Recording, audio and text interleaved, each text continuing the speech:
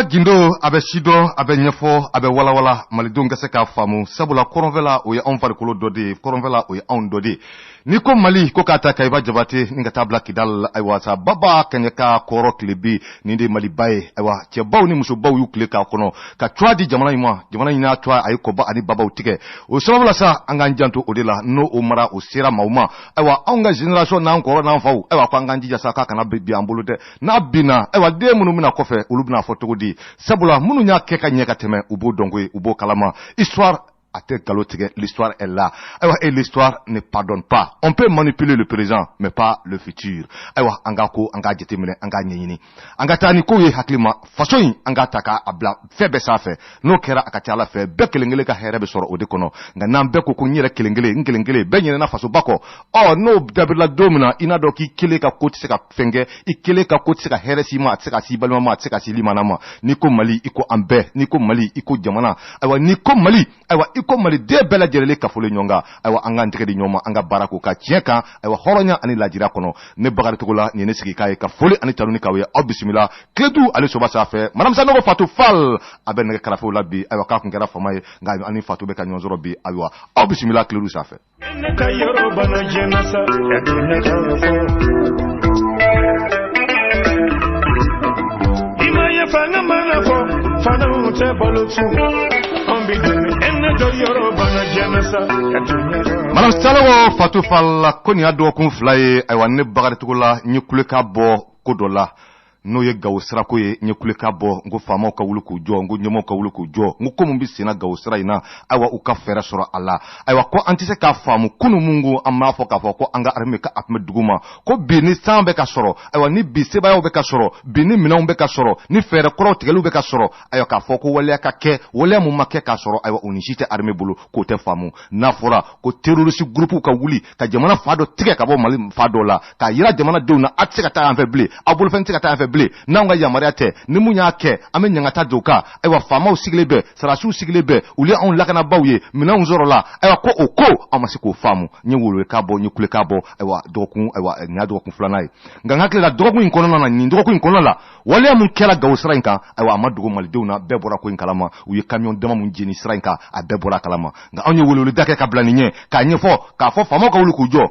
ka fo kombe ka sa controlante ka sa fembe fa sa ute on bolo ka ko glanka nye ode aywa mademeni ka mademe ode ka aywa ka tiefo ay ode ka blasra mu man obe glan tokomi o ka nyefo ni bere mu nganga tala tiki kama faka akoke o bere ka ta kama akoke hakla on mono de kono ambode shido ode malibay nga ka kenyina pmani ka ke aywa joro pmanyini ka ke manja pmanyini ko alaka on kishoma o tangal la nyini andina koye aywa anada kabur kono kasoro antoyi ango malibay wa mateta on bolo ka black korota ki korota on bolo ka kateme malinga inana tokoto malinde do nyo fo fama chama ya uyu kleke utara obi doro be onaw be gelamun be o debe fowe o gelea o be fraga togomina wulika jobe ke togomina kesilu be ke togamina o debe fera be tege pour ko gelea ka seka wulika bo jamana dunga nyete ate famu bi ate famu shini ko gawo be ni situation kolonia akalo juli ame kalo sabana kono bi gawo sra kabakodo ni sera douanzambi abe ki kono aywa ina fo ko isra port de lawo sabula camion te yere ke port de lawa o douanzambi te bide sabula camion betame fara nyonga uteka teme de madame nu kaka doku inkono o ko kera tugomna be yayi aywa ngakla anga wulika njo alebi munyi nkoye gawsra konyi famo ka seka frasorala u ka seka frasorala ka yira bamanjila jamana de jamana yi ka yira bamanjila aywa fanga jamana tadi la force c'est l'état o de kayira o ngana amase ko de kesa ka nyira to bamanchu bulu aywa ni aye imaye ube manamana kanfo la o bamako isolé de ube bamako sra utigede ka bo malito la parce que u ye do de keo o tora ka kalo julike donc ode bena ni atoye faka nyefo de aka famia wulika jole kake kesiru de kake aywa angote ambese ko keleka maliko de do makote madame Sanogo Fatou Fall ni ne bagari kap barobi ambe ko wala ni kono ka nyefo mo ya aka famia ani mo kaseka nyombla sra beka ko infamia jamana bi yoro bi gelamu ba akono bi jugu chambe odela jamka kono sananda si woro doma parce que jugu dole na kenekanda akukacha nga dobu yere yira kata soro ale nu mata marfata uluka jugu marfata bawye aw bisimila Clédou sanfɛ jamukan un monde sans terrorisme ale kɔnɔna don ka foli daminɛ Kayi ka taa bila Kidali la Gawo an ma ɲinɛ aw kɔ aw ka foli a bɛ kɛnɛ kɔnɔ Tombouctou Moti ayiwa Ségou Sido Jara Banza do ka taa bila Sikaso Kulikoro Meketa ni bɛɛ lajɛlen ka foli bi yan an ma ɲinɛ région kɔrɔw kɔ dɛ an ma ɲinɛ Noro kɔ an ma ɲinɛ ayiwa mun ye ayiwa Tawdeni an ma ɲinɛ kɔ an ma ɲinɛ Menakaw kɔ nin bɛɛ ka foli bɛ kɛnɛ kɔnɔ aw bisimila un monde sans terrorisme ale kɛnɛ kan radio Clédou ale soba sanfɛ aw ni ne Bakari Ba Cɛkura Togolo do Mamsalo Fatufal ale nɛgɛ Mamsalo an kana kɛ jamana kɔnɔ an tɛ jamana kalama an kana kɛ jamana kɔnɔ ka k'an yɛrɛ jugu ye an kana kɛ jamana kɔnɔ an bɛ se ka ko dilan waati min na ka an ta kɛ sigili ye k'an ta kɛ ayiwa k'an bolo d'an sigi ka ten k'an ta kɛ ka yiri ju tigɛ ni dɔw ye ten mun bɛ se ka mun dilan waati min na o k'o dilan o kɔnɔna na o waati Mamsalo Fatufal an ka sarasi ɲɛmaaw fana ka n'u ka ayiwa u ka conférence de presse ayiwa u ye conférence de presse minnu kɛ an m'an da sa kuma dɔw ma ayiwa u ye gɛlɛyaw bolosi gɛlɛya dɔw la o gɛlɛya in hakili la ni maa minnu hakili b'an ka jamukan tɛmɛnenw na ni an da sera nin kuma in ma n da sera a ma siɲɛ kelen tɛ siɲɛ fila tɛ siɲɛ saba tɛ wa n bɛ segin tuguni ka laɲini kuraya parce que sarasi ɲɛmaaw ye kumaw fɔ nka olu ma don o yɔrɔ bɛɛ kɔnɔ u y'a yira de k'a fɔ ko jɛkulu dɔw de kɛn bɛ bi gɛlɛya yɛrɛ ye sarasiw ma bi ka se ka sarasiw ka se k'u ka baara kɛ ni sarasiw wulila ka wuli ka jɔ kɛ yɔrɔ min na o jɛkuluw bɛ wuli u bɛ lɛtiriw ci tubabuw ka ambasadiw ma u bɛ lɛtiriw ci minismaw ma ka taa sɔrɔ u yɛrɛ b'a dɔ cɔ maajugukow don o tɛmɛnen kɔ maaw yɛrɛ bɛ minɛ ni marifaw ye u bɛ tila ka lɛtiriw sɛbɛn k'a fɔ ko ko marifa bɛ maaw ma bolo k'o tɛ kojugukɛla ye arme de guerre de ko don koyi arme de guerre bɛ minɛ e bolo e ye civil de ye maa wɛrɛ ka bɔ faso kɔnɔ k'i jɔ ko o tigi tɛ banbanci ye k'o tɛ kojugukɛla ye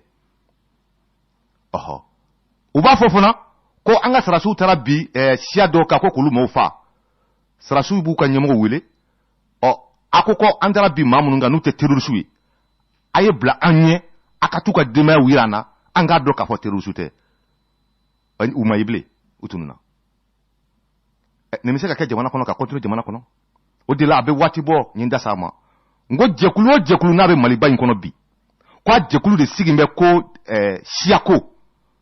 siya kan a jɛkulu bɛɛ ka ci ka bɔ yen wa CNT maaw ni y'a ka baara de ye dɛ a ye wuli k'aw jɔ n ye welelema k'a da i bɛ kɛ assemblée tɛmɛn'o ye o ma se k'a kɛ Modibo Keyita ninnu y'u tile kɛ u ma sɔn a jɛkulu ka sigi u ko Mali siya ko bɛ cogo min siya ka ca an fɛ yan n'i nana ka na fɔ ko siya bɛɛ k'i ka tɔn sigi ko a laban bɛ taa kɛ fɛn dɔ de ye wa an b'o fɛn dɔ de kɔnɔ bi o tiɲɛ de ka fɔ maaw ye ni jɛkulu bɛ sigi u bɛ baaraw kɛ ɲɔgɔn fɛ bolo di ɲɔgɔn kɛ jamana ko nka ka jɛkulu sigi nin siya ka jɛkulu o bɛ taa laban fɛn wɛrɛ de la wa an b'o de kɔnɔ bi 2021 un monde sans terrorisme radio Clédou ale soba sanfɛla don Katikaw an ka foli b'aw ye Madame Sanu ko u bɛ wuli ka jɔ la dɛ Kati bɛ wuli ka jɔ la u bɛ wuli ka jɔ la mun ye Kati lakanani ye ayiwa an hakili la weleweledakanw a mɛnna u bɛ labɛnw na yɔrɔw bɛ ka ayiwa baaraw bɛ ka kɛ pour que Kati ko mun kɛra a ɲɔgɔn wɛrɛ kana kɛ o de tun ye n ka jamukan tɛmɛnen ye n ko ko in kun man ka kɛ a kun man ka kɛ de a kun man ka kɛ Kati man ka se ka tɛn parce que n'o Kati a tɛnna anw tɛ sɔn a bilen o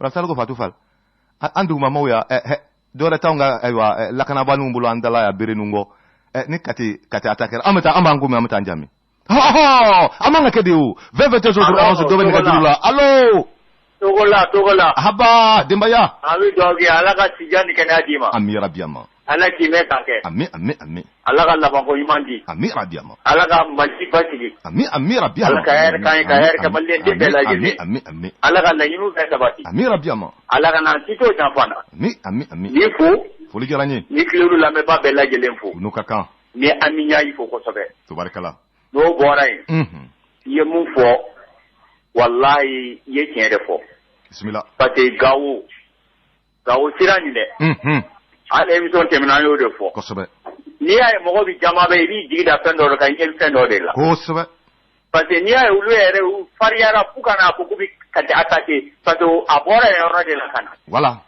donc fo k'o de faamu bon adamaden fɛn dɔ bɛ yen kana jɔ a la quoi i b'i jɔ fɛn dɔ la dɔrɔn i sigi ko bi bɔ de la a bɛ na ni ko wɛrɛ de ye o mais n'a fɔra an ye hali k'a sogo yɛrɛ k'a fɔ ko mɔgɔ bɛ se ka taa Kati attaquer an b'a fɔ k'o tɛ se ka kɛ a kɛra an ɲɛna sisan an y'a ye olu fana y'a ye u ye leçon fana sɔrɔ a la kosɛbɛ donc mun kɔni mun f'u ye Nord u kan ka fɛɛrɛ o fɛɛrɛ kɛ Nord yɛrɛ de kan ka lafiya tant que ni Nord ma lafiya sɔrɔ wallahi mali siki lafiya sɔrɔ. mais senkɔrɔ jugu minnu fana b'an cɛla Bamakɔ yan n'olu fana ma woloma ka bɔ olu de kɛlɛtigi ye dɛ.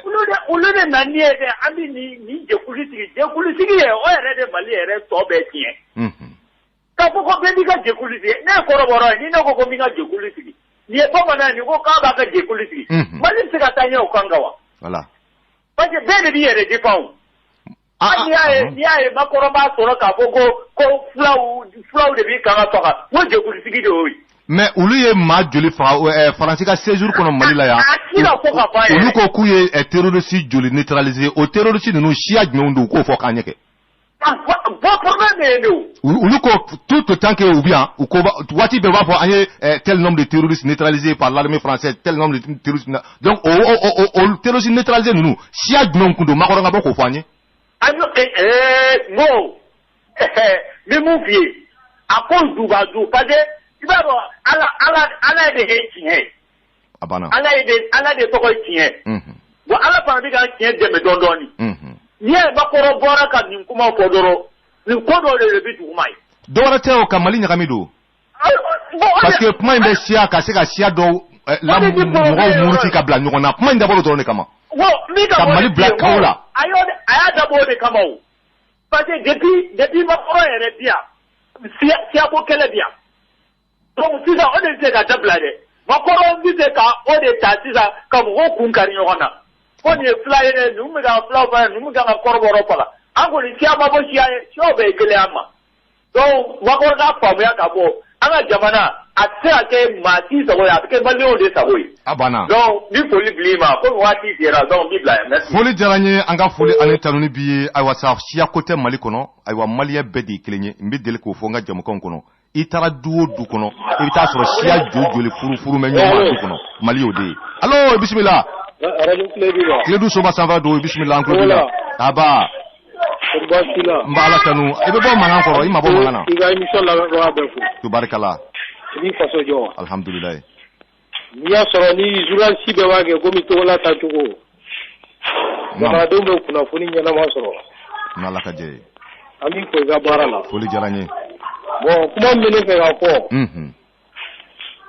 politique mɔgɔw k'u ka sabali quoi. naamu. u bɛ wulikajɔ min na ko transition y'a dɔ ta transition y'a bɔ ta. yala san joli olu bɛ Mali kɔnɔ. ne ko olu dɛ n'an b'u ka kuma fɔ n ko yɛrɛ de b'a diya u la. yɔrɔ dɛ. sabula a maa fɛn fɛn filɛ kuma la nin ye. a kelen ka bɔ dɔrɔn ko n bɛ jama fara ɲɔgɔn kan boulevard de l'Indépendance la n'a mun sera ka maa 100 fara ɲɔgɔn kan ka sɔrɔ a ma wari di maa 1 ma o ka na yan. wallahi hali ni ye mɔgɔ 2 sɔrɔ o kɔrɔ k'u ye jama sɔrɔ. hali muso n'u denw t'u nɔfɛ. wallahi bɛɛ de tigɛra don Mali politique la donc o n'a ɲɔgɔn dɔrɔn de don donc olu ye faso kɛ naɲini de ye olu ye faso kɛ ka balo fasodenw joli de la ka balo appareil étatique de la o mun tigɛra sa dɛ o tɛ kule kun ye yan. vraiment ne kɔni bɛ mun fɔ an ka bulon minɛ a kɔnɔ dɔrɔn an ka tɛmɛ an ka continuer an ka jamana baara. a kana mɔgɔ lamɛn a ka taa n'a ka baara ye ani Choguel u kana mɔgɔ lamɛn u k'u ka baara kɛ ka taa. u bɛ ka mun fɔ ko Choguel y'a dɔ ta Choguel y'a bɔ ta mɔgɔ ye min kɛ ka tɛmɛ o tɛmɛna. an k'o bɛɛ to an bɛ gɛlɛya mun fɔ Gawo sirako ye an k'o solution ɲini. sisan Choguel bɛ ka baara min kɛ a bɛ ka an ka baara de kɛ a bɛ ka maliyɛnw sago de kɛ donc a tɛ taa bi a tɛ taa sini. i ka ci faamuyara i ni ce ka wele la. min ye MINUSMA fɛnɛ ko an tɛ MINUSMA fɛ bi an t'u fɛ sini wa t'a bɔ an ka jamana kɔnɔ wa Mali bila. merci bien i ka wele kan faamuyara an ka foli ani tanuni bi ye ayiwa nka an bɛ kuma Mali problème kan n ye problème minnu posé an k'olu de débattre an ka solution sɔrɔ o la parce que quelque chose qui n'a pas d'importance ni k'i bɛ kuma k'o kan o ye k'an ka temps perdu fu ka taa sɔrɔ jamana kuma ɲɛnamaw bɛ yen minnu bɛ se ka fɔ bi Gawo bɛ tɔɔrɔ min kɔnɔ a degun tɛ maa la Moti b'a tɔɔrɔ kelen kɔnɔ parce que minɛn minnu bɛ bɔ Gawoyanfan fana fɛ k'i kunda Moti kan Moti fana b'o tɔɔrɔ kelen kɔnɔ donc ni jamana fa dɔ tigɛra ayiwa k'a fɔ ko Bamaji de bɛ k'o kɛ ayiwa n ko o y'a a bɛ k'a ka sebaaya dɔ de yira o de man ka kɛ k'anw ka armée to yen kuma in b'o de nɔfɛ donc i ye ko in fana ta n'u bɛna siya ko kuma kɔnɔ n ko madame Sanogo Fatou Fall du tɛ Mali kɔnɔ i tɛ taa siya ayiwa 4 5 6 sinon a 10 i bɛ taa caman sɔrɔ a du kɔnɔ n'i ye denkɛ 4 sɔrɔ du dɔ kɔnɔ i b'a sɔrɔ si muso ni muso tɛ siya kelen ye wa i b'a sɔrɔ o denkɛ yɛrɛ fana i b'a sɔrɔ u ba fana ye siya wɛrɛ ye u fa u n'u fa ye tɛ kelen ye u n'u fa ye kelen o tɛ sa wa madame Sanogo o jamana modèle jamana mun sigi m'o kan i bɛ siya ko kuma fɔ cogo di n'i b'i yɛrɛ kalama bi n bɛ deli ka kuma in fɔ ennemi fɔlɔ mun bɛ siyaw la Mali kɔnɔ ni mbata n'o ye fila kunda ye c'est Amadou Koufa. C'est l'ennemi numéro 1 aujourd'hui des peuples. Flaw bɛ ka don kunbalanw balana yɔrɔw la ale de bɛ k'u don a la. Flaw ka wɛrɛw cira ka bɔ k'u ka dugu ci parce que k'u banna k'u tɛ fara terroriste kan jɔnni y'a kɛ ka taa maa wɛrɛw ta kɔfɛ ka na bila i yɛrɛ dɔw la parce que olu ko k'u tɛ tugu i kɔ i b'u fa i b'u menacer i b'u exécuter fali modèle bɛ a y'a k'u la i bɛ réfugiés caman bi Mali région kɔnɔ ni minnu déplacera ka bɔ kɔnɔna ninnu na ka na duguba kɔnɔw la u déplacera jɔnni kama u siranna jɔnni ɲɛ n'i y'a ta la majorité a bɛɛ u bɛ ka sira fila ninnu de ɲɛ u yɛrɛ dɔw et jɔnni bɛ k'o kɛ parce que ni Mali fila bɛɛ ma sɔn ka tugu a kɔ donc sisan a taara Burkina filaw ta a taara Niger filaw ta a taara Tchad filaw ta donc bi i b'a ye attaque ni fɛn bɛ caman kɛ i tɛ attaque ye bi k'a bɛ kɛ ka ban ko étranger dɔ t'a la hali Kati attaque mun kɛra étranger tun b'a la donc jɔnni y'a yɛrɛ ka siya jugu ye bi bon n'i y'o fana ta ka bɔ yen ko in ka bon kunkolo ma parce que i b'a ye e bɛ k'i ka siya kɛ ten ko la ko min tɛ e yɛrɛ ka ko ye a bɛna fɔ Kufa yɛrɛ bɛna fɔ cidennin de ye ko in kɔnɔ sinon ale yɛrɛ ka belebele tɛ Yada Gali wa Yada Gali fana o fana ka belebele o tɛ Al-Qaïda maaw ye wa donc ale jumɛn y'a kɔnɔ 2021 un monde sans terrorisme an ka walawala a ka faamu allo o ka nɛgɛjuru bɔ janfɔla Fatu donc n'i ye ko in ta cogo o cogo i bɛna fɔ Kufa bɛ k'a ka mɔgɔw sacrifier ka bila kɔfɛ mɔgɔ wɛrɛw de ka baara la allo i bisimila allo bisimila salaamaaleykum aleykum salaam denbaya denbaya bɛ alhamdulilayi kɛlɛ baasi tɛ aba ça va i bisimila da don a ka jɛmukan na dɔɔni o bɛ diya n ye bon n'i ye Mali ko yɛrɛ jate minɛ naamu Mali cibaga ye politicien de ye naamu ne y'a to an yɛrɛ taara politicien yɛrɛ ka kan ka kɛlɛ yɛrɛ de fɔlɔ Mali ɲagamina a ma ɲagama a bɛɛ politicien ka problème de ye naamu jamana bɛ yɔrɔ min na depuis maa min tɛ fɛn kalama ka na tɔ i bɛ fɛn kalama Mali ka problème bɛɛ politicien de ye fɛn o fɛn bɛ taa fɔ kɔfɛ a jɔn de bɛ taa fɔ misali la o i m'i ka kuma tigi la kabi Gawo sira in tigɛra voilà Mali parti politique jumɛn ye mun ye wuli ka jɔ kɛ ko wa ko sira tigɛra ko an bɛ a wuli ka jɔ an ka fɛɛrɛw kɛ sira in ka tigɛ Mali politique jumɛn cɛ minɛ parce que bɛɛ ɲɛ bɛ tiɲɛ na o jamanadenw bɛ faga jamanadenw bɛ degun jamanadenw bɛ kɛ fɛn bɛɛ kɔnɔ i bɛ parti jumɛn wuli k'i jɔ ko nin ko kɛra yan an ka wuli k'an jɔ an ka fura ɲiniw la i bɛ kuma o kuma mɛn an ka parti maaw da fanga an ka na fanga la an ka fanga n'o tɛ i bɛ jamanaden ka tɔɔrɔ jumɛn min da ɲini ka don n ka poche kɔnɔ o mago b'o dɔrɔn la o mago tɛ maasi de la i tɛ jamanadenw ka tɔɔrɔ kelen min da i t'u ye ka wuli ka jɔ kɛ i t'u ye ka marche kɛ ko nin tɔɔrɔ kɛra jamanadenw na i t'u ye ka meeting kɛ ko nin tɔɔrɔ bɛ yan fɛ k'an b'o ɲini cogo di mais n'i y'u faralen ɲɔgɔn kan n'i y'u ye ko jama ma k'a ye na a bɛɛ anw yɛrɛ ka se ka fanga sɔrɔ an ka don fɛn kɔnɔ a banna ko bɛ wa ɲɛtaga de la o mago tɛ jamanadenw est-ce que a bɛ fɔ est-ce que olu kan o maa kan ka wele yɛrɛ ko politicien wa Sogɛli n'an bɛ sa nɔfɛ a tɛ taa yɔrɔ si i ni ce ka wele Asimu kana maa si kumakan de lamɛn a k'a ka baara kɛ bɛɛ ɲɛ bɛ tiɲɛ na o bɛɛ ɲɛ b'a la bɛɛ ɲɛ b'a la denmisɛnnin fara maakɔrɔba ka bɛɛ ɲɛ b'a la k'o faamuyara sa jamana bɛ position min na bi bɛɛ ɲɛ b'a la mais policiers ka sabari n'u ma sabari an yɛrɛ dama mana bila ɲɔgɔn na jama don o don ninnu tɛ politiciens ye politiciens tɛ parce que bɛɛ ɲɛ bɛ policiers ka kɛwale la ni population wulila jama don o don fɛn o y'a bila yɔrɔ a bɛ kɛ n ta ayi a bɛ ɲɛnabɔ e yɛrɛ m'a fɔ ka ban ko dɔ ka to yen k'u ka baara kɛ wa voilà i bɛ t'olu k'u ka baara kɛ sa kɛ a ma se population ma bilen o population n'o k'a bɛ wuli o ko wɛrɛ ye an tɔɔrɔlen don dɛ ni wulu wo ci ni maa ma jaabi a t'a da de wa parce que an bɛ yɔrɔ min na jamana kɔnɔ bi min ma ka sɔrɔ dunda yɛrɛ sɔrɔ e ye baara ye jan o ci bɛna dɔ sɔrɔ ka mara bon n'o ye jamana kɔnɔ dɔrɔn kojugu de don kojuguba gatigi bɛɛ de jɔ i bɛ dumuni kɔnɔ i kamana gannen don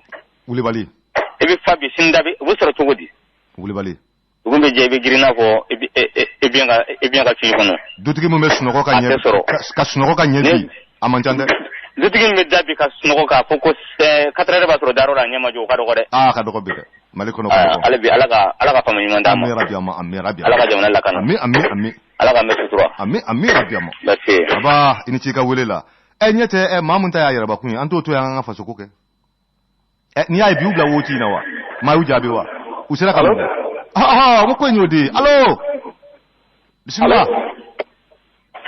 allo bisimila wa salamu alaikum alaikum salam denbaya Ça va? Amba la tanu. Tu sais que Gautran, il y a 4 mois d'état. Oh, anduna kaluna nakon. Voilà. Oh, donc le problème c'est pas les partis politiques. Est-ce que l'État est réel comme ça? Ma communiqué yaka ita fait. Voilà, donc il faut accuser l'État d'abord.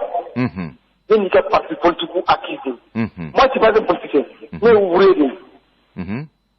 Non, mon accusé, c'est-à-dire qu'il y a un exemple de l'État. Comme nous voulons, et tout y est connu, qu'il y a avec Jamana Duncan, quoi. Il y a Gauta, exemple de. Oui, ça c'est vrai. Voilà, sinon, quand on Gauta, c'est-à-dire que tous les problèmes où la population confrontée le doigt là, il t'a un politique avec Wulukujo, par exemple, quand Nintorobe, par exemple, Banangara Kaukajo, Anga Wulukajo, Amemunge, Nintorobe, Koroka, Amemunge, il top même quoi. Mais nous, il y a il y a plus de partis particuliers. Voilà, il y a plus de partis particuliers. Mais c'est incroyable. Ouais, particuliers. Ils cherchent que je leur intérêt. Vous qui intérêt de voilà. Vous qui intérêt de mais le problème Gaoussra, ça c'est l'État. Et regarde, on donne 19 camions Kabedi. Ouais. Moi, j'ai un neveu qui est parti l'autre jour là. Douanza Humbori, ça fait 3 000 francs. Mais Nisara Douanza, tu es obligé de criser ça. Criser depuis nous fait Bambara Maudi. Kata Humbori, ça fait 15 000 francs. Même neveu à ça. Donc Douanza Gao. Moi, je suis de Gao. Donc Douanza Gao devient sur le mois 25 000 francs. Voilà, moi, je suis de Gao. Incroyable. Moi, je suis de Gao, 3e quartier. Ani boube nunca carte ambero carte clena. Il a pris à bord de carte à Kata Douanza, Katlaka, Criser, 15 000. Criser depuis nous fait Bambara Maudi. Avant comme nous avons des boucassons, là, n'a qu'un attaque Kulkuro. Ni Kokaka qui nous faut, il fait Fanafe. Ah bon, il y a Famera. Donc c'est pas possible. C'est l'État. L'État du dunia. Au début, le gouverneur de le carte nous fait peut-être le Wadabla. Ils sont plus, ils ont raison parce que Waté. Mais est-ce que 19 camions, Gausra de Tourmubi, au Kanga Wuli Kassoro, escorté Tewa?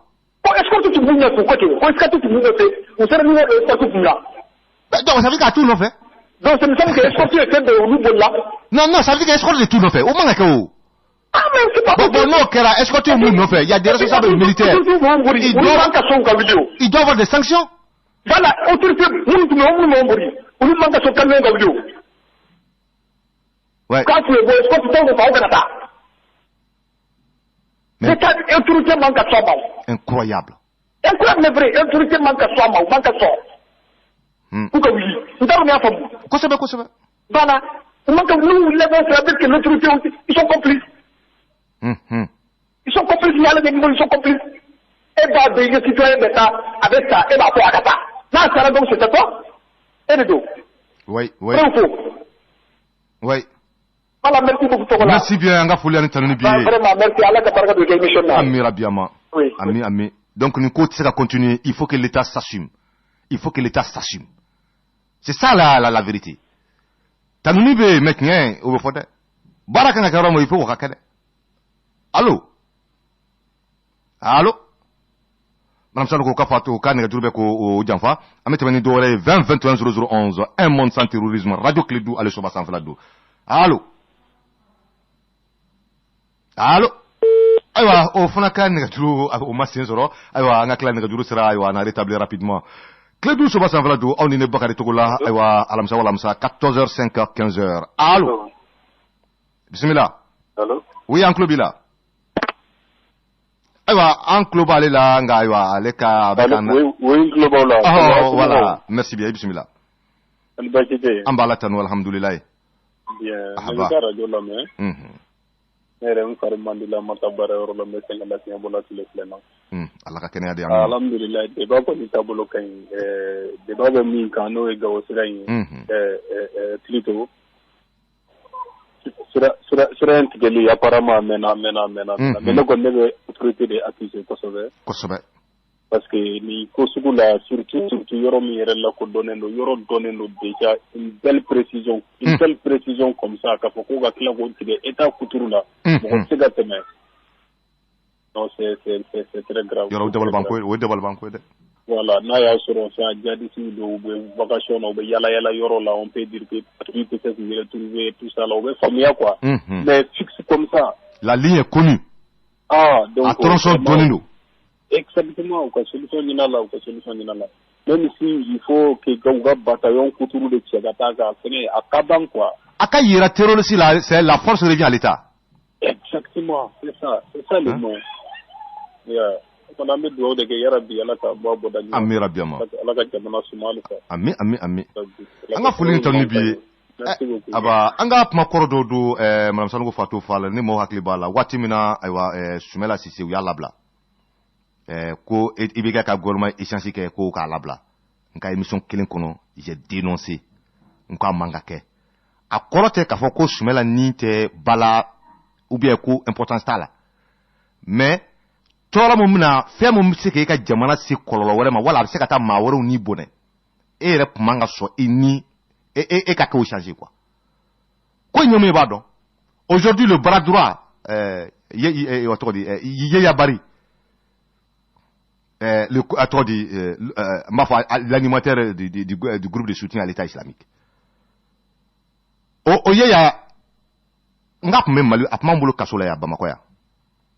Aujourd'hui, allez de Koufaka Baradroy. Allez le bec à bois, avec un message blanc, Kabamako menacé, ou bien Bamako Sarautike, ou bien Bamako Keta, ou bien Bamako Keta, ou bien Bamako Keta. Mais après un boulot Kassola, ou yo de labla, ko Kasumela ni, français, Moussoroba, Kolula, Koko échangé. On m'a mou labla là. Madame Sanogo. On m'a kelonde naratakike. On m'a kelonde na kologana takike. Wa on m'a kelon sime kati atakela. Donc, avait expliqué tout au début. C'est ça la réalité. Terroriste et terroriste de où? Là, il doit la bengantina. Ni la lou ni fait un boula, ou bien qu'il y aura mon dominer bi mali qu'on a là. Moi, quand t'as tout population ni ngake. Ou ni doudou ma be fait on fait ka ou ta chérie. Là, il tout fait. Ou le cas là, il dit ma le temps que quoi fanga soro. Nous le fanga soro il s'en fiche de ça. Ou le cas loi de benassa. Donc toi, on te réduit en esclavage. Donc bi, c'est comme une fois un Rebecca, en boulot sur un là. Des terroristes comme ça, qui ont commis des actes abominables. Et bien, c'est que l'on m'a tout dit, Québec là, ou l'on échangé. Alors, l'état à Kanio, Nala Kouibi Saoubolo. Tu mets la blala à Sanjoleke. C'est pas que, Amafoko, il a fait Moka, Machika Satija Machi. Mais Allah ne va pas ira au Rola. Mais maintenant, à échanger, bi, à nous demander black color de Mengono.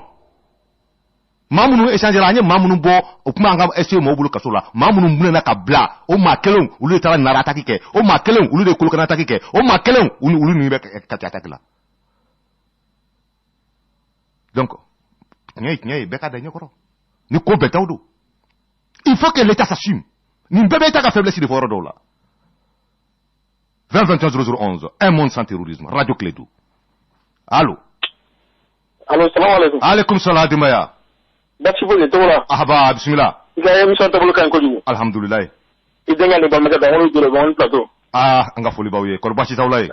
Basi ta bien. Aywa, alhamdulillah. On me l'amène la voix politique. O jaranya ibenga foli fu bela jelele. Wa ben la kan tour là. Amadou Koufani ya ragali. Ali ma wa sa ma suma wa do ko duno ko ala sa suma. Wuli bali. Wani ti asuru wa fele u kofe u bla pouvoir kan pege bi ni fam ne bi yo sinye wa bi sa yire abisara ni mu ne bi ya de la bi so yo nai aga gele ko lu ga ke bunna o ga yi to ko lo ko so mais nous me ma woro de ka bara la ko nyodi yai au delà yo de la ne ta famu c'est que aujourd'hui Touaregu folo de kanga wuli ya da kama aujourd'hui folo de kanga wuli kufa kama. C'est-à-dire qu'avec un sayama, un balima nan sinju karignona, kola komita awreka kwe fa ko be bo safa de no Al-Qaïda. Parce que Koufaka patron est Yada Gali. Yada Gali cap à la fin cap patron est todi arabu nunye. Donc ordre ni fait be boyedi. Bon ni kata wala yantuna am bem ko klen ya wala ngantuni. Wala kano wala anka kanga jamana ke feyi ante mundo. C'est ça aujourd'hui le vrai problème du Mali. Amira Biama. Foli Jalani. Ibe Al-Qaïda groupe ta, ni tara Al-Qaïda la sisa u ka bureau ba ibata Fatou. Mo de fiede. Iba soro u ka bureau ba ite farafin kelenya la. C'est des organisations racistes. C'est-à-dire que autant de quoi. Donc nous ne yuga tire bobu fa akata. Uli ba wari na fa on didi du makana. Donc il faut la vie ka communauté ta iba sacrifier. Ibi ka jamana ta iba ke fe modèle doye. Mais amati kan siki ko le to di. 2021 un monde sans terrorisme. Et bismillah. Manti. Aba. Ambala tanu alhamdulillah. Okay. Iba ko datu nga pa téléphone na. Aha bismillah. Oui. Nous avons kuma gausira nka. Problème est mu population fana dorete mo ko bagala sorasuma ni fe sorasu fana be ku sike. Namo. Mais bibi na mali kele mo tera position kele fala. Nego. Gardien obligatoire de la nina na soro fe do chine na binya si jonima. Mais gardien ni nyinga mais ibi si jonima. Min na soro fe no nyen mais gardien kele fana tega la kana like faut genere kan ligere la kana. Gardien fana obé mais si ça façon de digi ou armé de ni façon de toro la ka fali dayurula mamungangu kuma bo nu mu nyeshuma ube ebe foku nyeshi jonima sila. Bon, ubu nyasi sorasuma mais gausira côté biais. On m'a tiré bien kera nu clé là. Sorasu yera beta avion na gawe bo kala ma. Ngo atigera nu de clé là.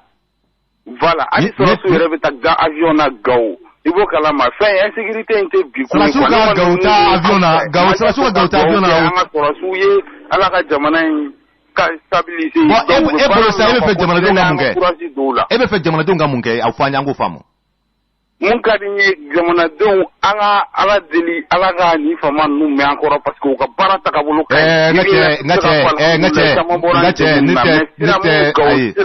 nete kasa anga nyinu fa ala kera nu be base militaire de sirai na pour que mo ka se ku ka passager. Mais population te ko de fowa ebe ko mu fo population te ko de fowa population te ka sécurité ni no est-ce que population te ko ni parce que bébé qui accusé et Sorasu de mais Sorasu de va accuser ou le kan insécurisé.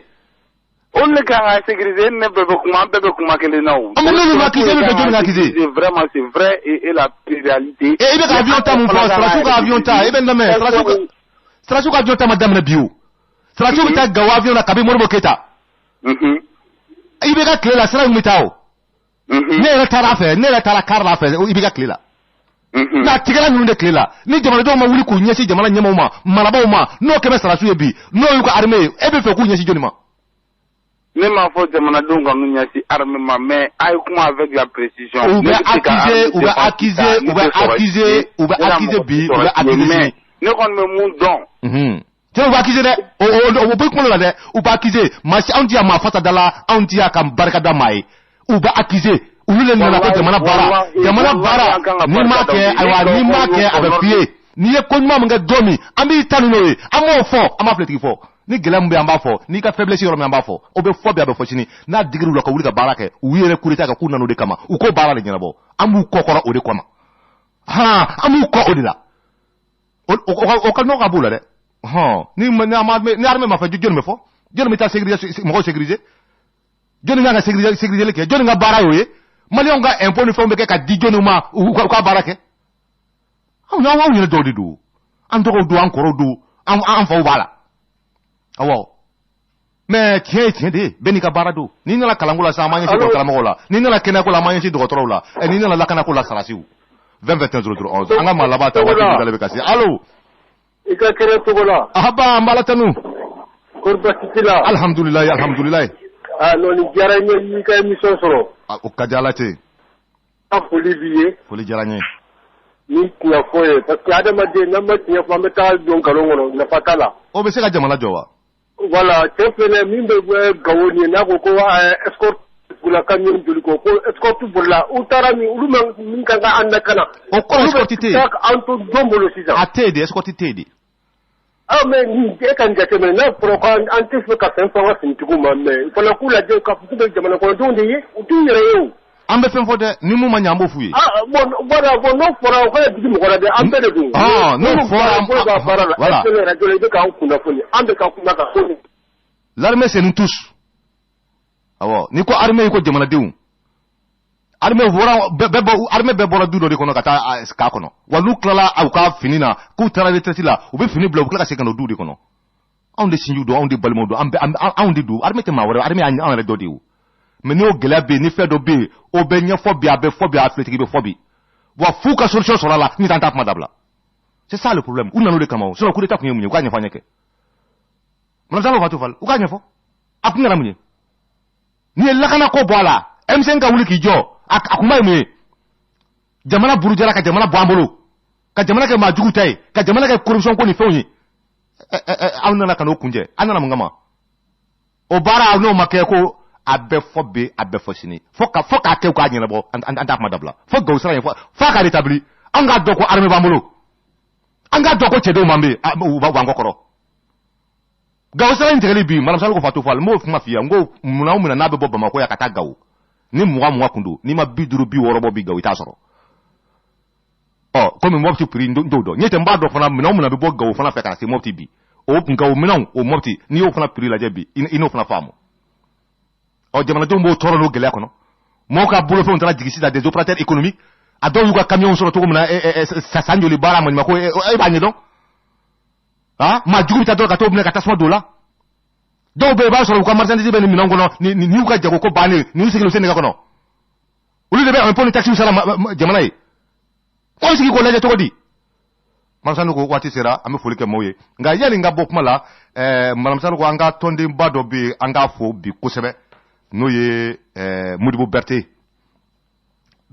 abe fo abe wuli ke jamuka en kono ma chama map makando ay wuli ka jodo ke mansanu ko kunu abarkalay parce que ni le fora jamana donye atura dugu kono aye sabara ferila do de asigara sabara ferila la agerala sabara ferila ina ka ko nyini manam sanu ko ta soro majuku dodo yoro wala tede aywa turu ko bugu échanger korola ay wuli ka joke worobe ale wula ka se famoma ka ta polisu takara nuye u ka se ka tigi mena ron kle ambi wati mena abe lakana tigla mawbulo ulubu ka se ka se lulala mam sanu ko yin anga ko infamu Berté ko ma ko dora ma le siga ay sabara do de abolo sabara yin ko ni ko ma wafla boyte sabara yin zoro ngale ya nga sabara piri la ka ko ale ma ko keme flafla